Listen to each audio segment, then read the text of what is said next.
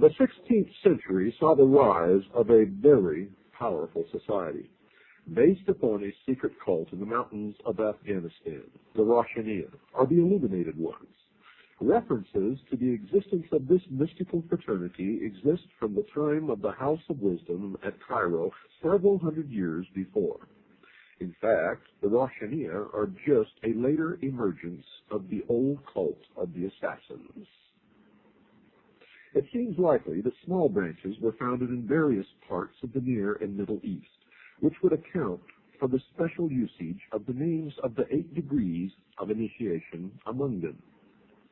The earliest figure named in the history of the cult is one Bayezid Ansari of Afghanistan, whose family claimed descent from the Ansar, the helpers who assisted Muhammad after his flight from Mecca nearly 1,400 years ago.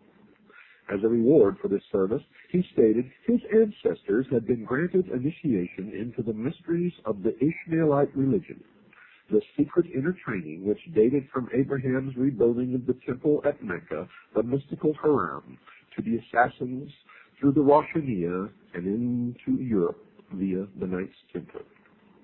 Bayezid's own father, however, was known to be as narrowly conventional as anyone in the country, and one account of the rapid rise of the sect has it that Bayezid, after a period of preparation for the normal priesthood, was converted to his strange doctrine by a missionary from the Ishmaelis, the sectarians holding a secret doctrine supposedly handed down in the family of the Prophet, who maintained hidden lodges throughout the world of Islam, and also claimed, after the Crusades, to have penetrated with their ideas even Spain, Germany, France, and parts of Britain.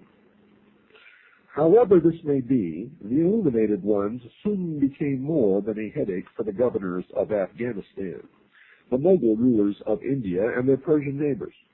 Not far from Peshawar, which is now in the northwest of Pakistan, Bayezid set up a small school where he carefully coached those who had been initiated by him in the knowledge of the supernatural that he claimed. A period of probation was expected from each candidate, during which he would go into periods of concealment or meditation, known as kilowatt, or silence. During this time, he was to receive the illumination, which was emanated from the Supreme Being, who desired a class of perfect men and women to carry out the organization and direction of the world. Bayezid collected in this way, over a period of 3 years, about 50 staunch disciples whom he had trained in obedience and to whom, so we are told, he had shown a way whereby they could liberate their inner powers. Well, this meant that they were ready to follow his further instructions. These orders, according to what his opponents say, were that the whole sect would now become bandits to prey upon the rest of the world, and all those who could not identify themselves by their secret sign were their legal and lawful prey. Little information is available from the other side, but 3 letters said to have been written from one branch to another contain an outline, a plan to reshape the entire social system of the world, first taking control of individual countries one by one. And where have we heard that before?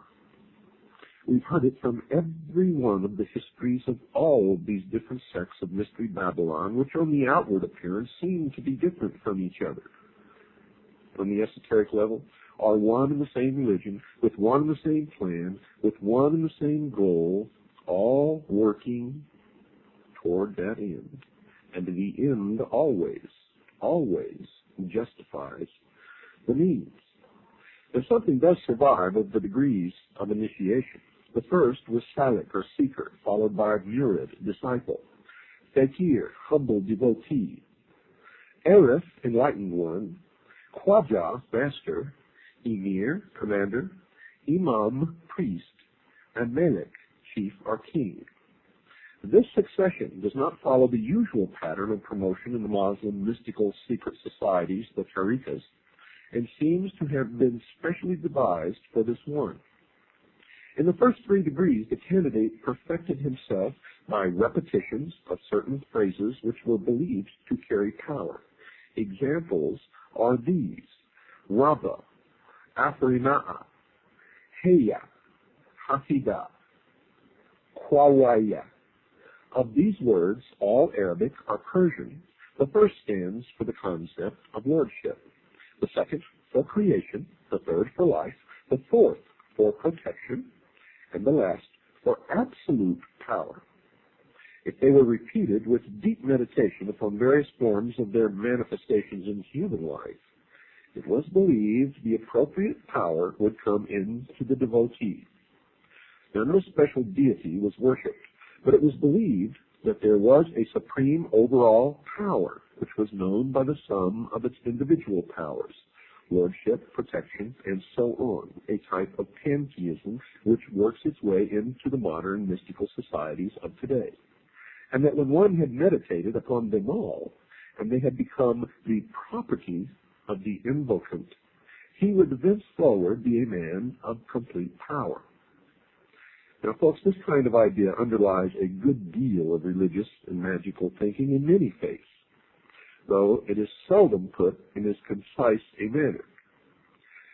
The enlightened one of the 4th degree was he who could attain, during the rituals, complete identification with this overall power and was guided by it in all that he did.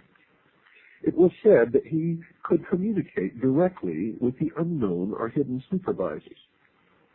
Now, this meant that, apart from the guidance of the chief, he was free to suit his own pleasure in life.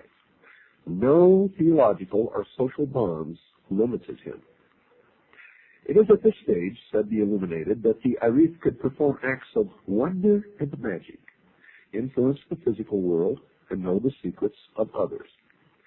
He attained this degree through the acceptance of him by the master, to whom he had confided his dreams and mystical ecstasies. The master alone really knew whether these were true or false experiences and promoted him accordingly.